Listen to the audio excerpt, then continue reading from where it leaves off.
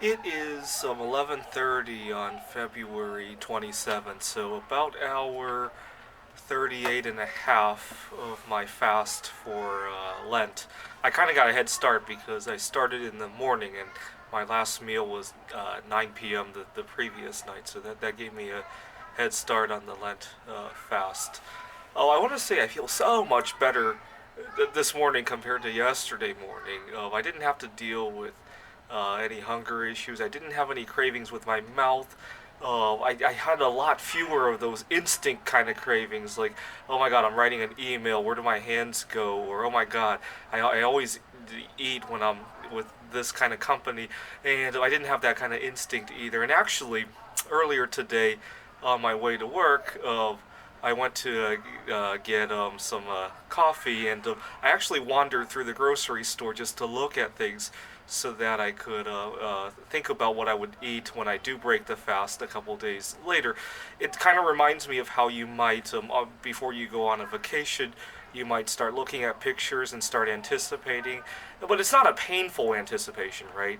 You're still you're thinking about a trip 3 days from now, but you're not in pain or anything. This morning when I walked through the grocery store, it gave me that sensation. I didn't get a sense of, oh my god, this is panic.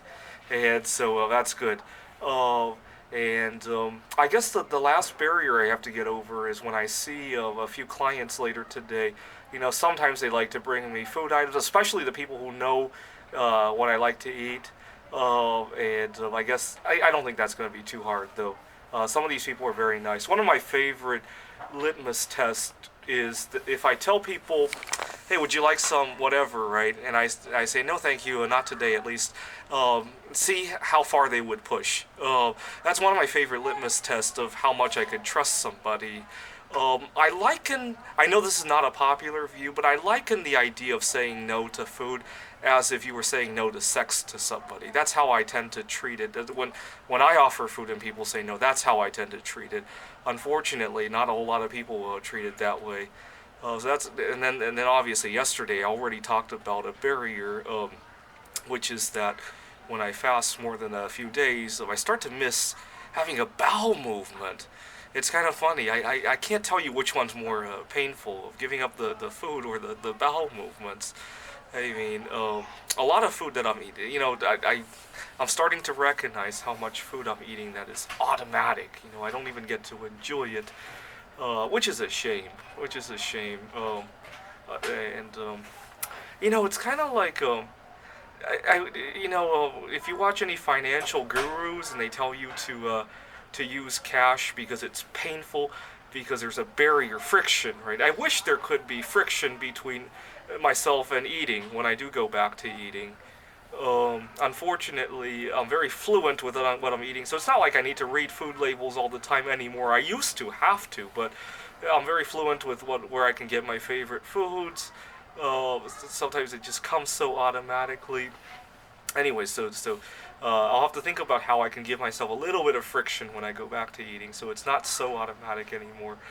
One big disappointment that I have over the last day and a half is how much caffeine and also lithium orotate I've been consuming to give myself energy during the day.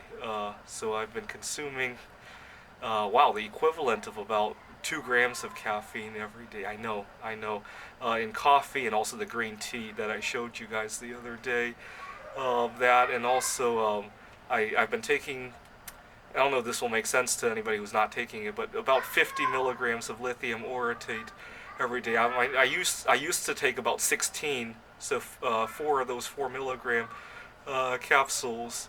I hope to go back to my normal dose today. I kind of needed that energy yesterday to get through the it wasn't hunger, it was more like mental energy. So anyways, 38 and a half hours now. I'll probably make another video at 48 hours.